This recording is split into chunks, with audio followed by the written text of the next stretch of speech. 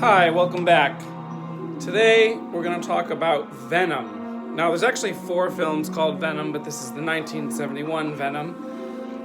British film, English film. It was released in the United States a few years later as The Legend of Spider Forest, and then later on video as Spider's Venom. This movie is about a photographer from England who travels to an unnamed German-speaking country. It might be Germany, it might be Austria, it might be Switzerland. But he goes there to a small town, try and find some interesting stuff. Ends up finding a woman who has a scar on her shoulder in the shape of a spider. And it turns out that whenever this woman is touched by someone, or touched by a man, no woman ever touches her in the movie. Whenever she's touched, it lures tarantulas to them, and the tarantulas bite and kill the guy that touches her. So, of course, the main character, whose name is Paul, decides that he is in love with this girl, and things go from there. This movie was really boring. I would give it a 2 out of 10. The acting isn't horrible, but it's nothing special. I think some of the German-speaking characters are dubbed.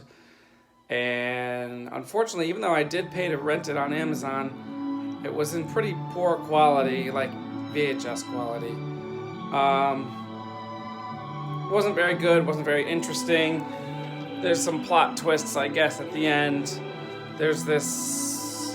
According to the description, he's a former Nazi or a Nazi scientist. I'm not sure if that was said in the movie, but to be honest, it was a little hard to pay attention.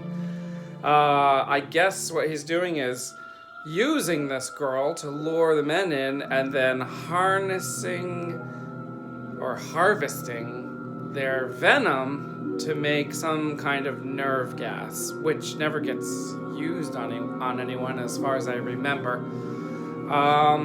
That guy also has a daughter who kind of falls in love with Paul, the main character, but then gets jealous because he likes the Spider Girl, Anna. It's not good. I can't even talk anymore about it, to be honest. It was produced and distributed by Cupid Productions. Cupid Productions only ever did like 3 or 4 movies ever. None of them are really worth noting. None of them were horror besides this one. It was directed by Peter Sykes. Peter Sykes went on to do 3 more horror movies. The next one's in 1972. So hopefully, by the time we get to 1972 and Peter Sykes' second horror movie, hopefully it's better.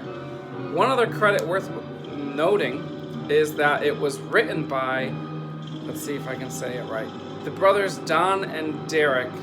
Now I'm forgetting their last name, but they actually wrote, let's see, what did they write? They wrote Corruption, 1968, had Peter Cushing in it, and that movie was really good. And they also wrote a movie before that, what was it called?